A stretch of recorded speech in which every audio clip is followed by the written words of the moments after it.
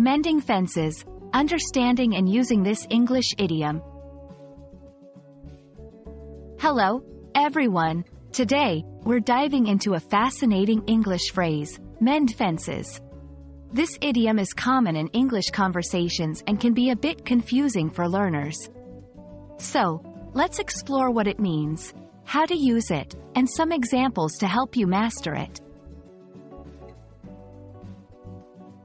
Mend fences is an idiom that originally comes from the physical act of repairing broken fences between properties. However, in everyday English, it has a more figurative meaning. It means to improve or repair a relationship that has been damaged by an argument or disagreement.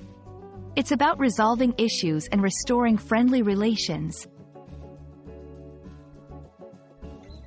Understanding the origin of an idiom can often help in remembering it. The phrase, mend fences, is believed to have originated from rural farming communities where maintaining fences was crucial for property boundaries and keeping livestock safe. Over time, it evolved to mean fixing or improving any kind of relationship, not just physical barriers. Now, let's look at how to use this idiom in everyday conversation. Remember, it's typically used when talking about repairing relationships. For example, 1. After their argument, they took some time to mend fences and are now on good terms again. 2. I need to mend fences with my colleague after our disagreement last week.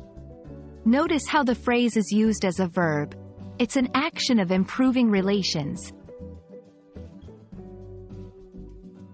A common mistake learners make is using mend fences in a literal context, related to physical repair. Remember, it's almost always used metaphorically. Another mistake is confusing it with similar idioms like build bridges, which, while related, has a different emphasis, focusing more on creating connections rather than repairing them.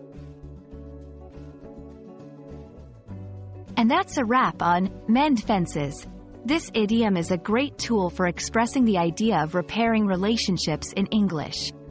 Practice using it in your conversations, and you'll sound more like a native speaker in no time.